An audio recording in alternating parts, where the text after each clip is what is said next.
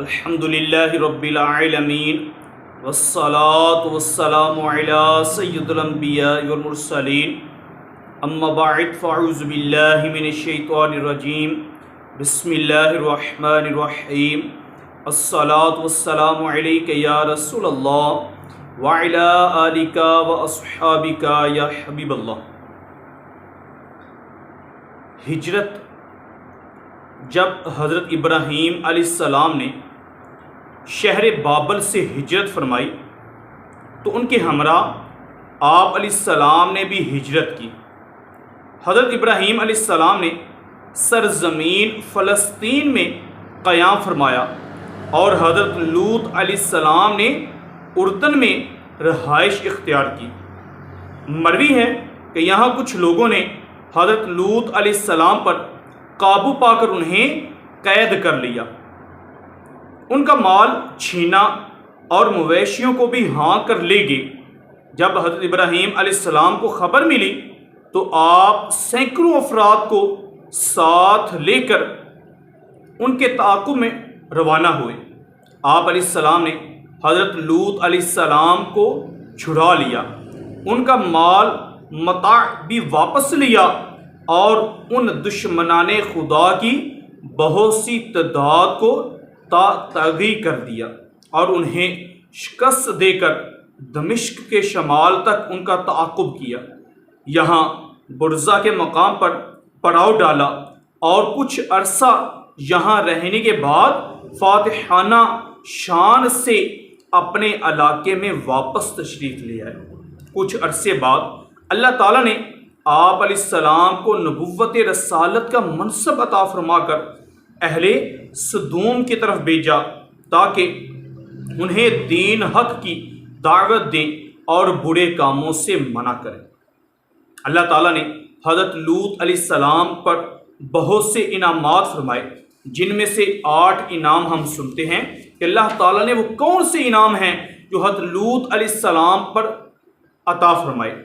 Number 1، حضرت ابراہیم علیہ السلام کے ساتھ آپ علیہ السلام کو بھی نمرود اور اس کے قوم سے نجات عطا فرمائی اور انہیں برکت والی سرزمین شام کی طرف روانہ کیا۔ اللہ تبارک و تعالیٰ ارشاد فرماتا ہے وَنَجَّيْنَاهُ وَلُوطًا إِلَى الْأَرْضِ الَّتِي بَارَكْنَا فِيهَا لِلْعَالَمِينَ، اور ہم نے اسے اور لوط کو اس سرزمین کی طرف نجات عطا فرمائی جس میں ہم نے جہان والوں کے لیے برکت رکھی تھی۔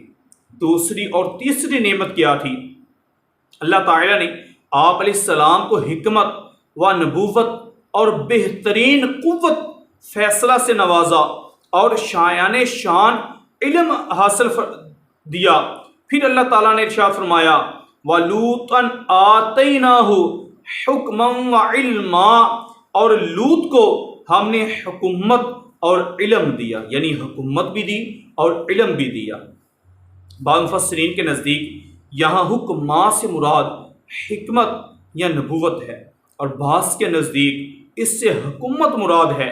اگر حکومت والا معنی مراد ہو تو اس کا مطلب لوگوں کے باہمی جھگڑوں میں حق کے مطابق فیصلے کرنے کی صلاحیت ہے۔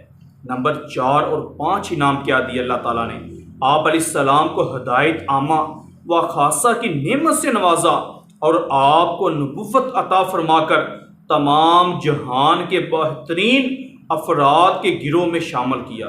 پھر اللہ تعالیٰ نے ارشاد فرمایا وَإِسْمَاعِيلَ وَالْيَسَعَ وَيُونُسَ وَلُوطًا وَكُلًّا فَضَّلْنَا عَلَى الْعَالَمِينَ، اور اسماعیل اور یسیع اور یونس اور لوط کو ہدایت دی اور ہم نے سب کو تمام جہان والوں پر فضیلت عطا فرمائی۔ یہاں ایک بات قابل توجہ ہے کہ انبیاء مرسلین علیہ السلام اپنے زمانے میں ان تمام لوگوں سے افضل ہوتے ہیں جنہیں نبوت رسالت جیسا عظیم منصب نہیں ملتا۔ البتہ اگر وہ انبیاء میں بعض سے افضل ہوتے ہیں، جیسے حضرت لوط علیہ السلام اور حضرت ابراہیم علیہ السلام کا زمانہ اگرچہ ایک ہی تھا، لیکن حضرت ابراہیم علیہ السلام ان سے یقیناً افضل ہیں۔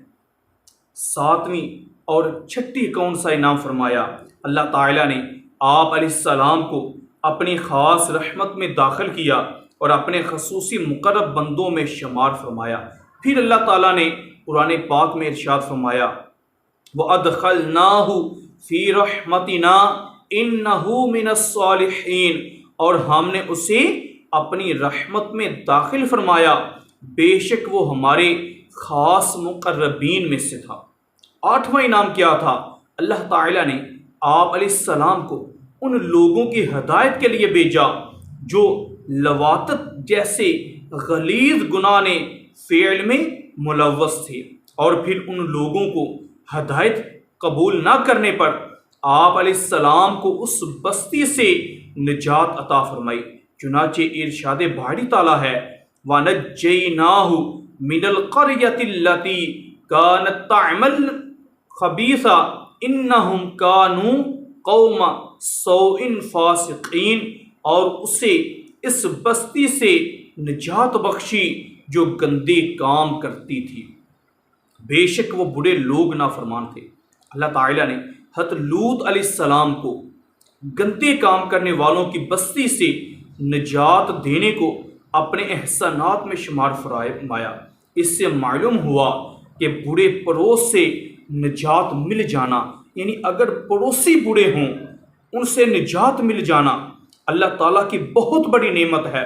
اور دوسری جو سب سے بڑی اور اہم بات ہے وہ یہ ہے کہ اس کے برے دوستوں سے اس کو دور رہنا، یعنی برے دوستوں کی صحبت سے دور رہنا، یہ بھی اللہ تعالیٰ کا ایک احسان ہے، ایک نعمت ہے۔ میرے سوشل میڈیا کے ناظرین، ہمیں بھی کوشش کرنی چاہیے کہ اگر ہمارے دوست برے ہیں تو ہم انہیں سمجھائیں، اگر پھر بھی نہیں سمجھتے تو ہمیں ان کی صحبت سے دور ہٹ جانا چاہیے۔ آمین بجاہ النبی الامین صلی اللہ علیہ وسلم۔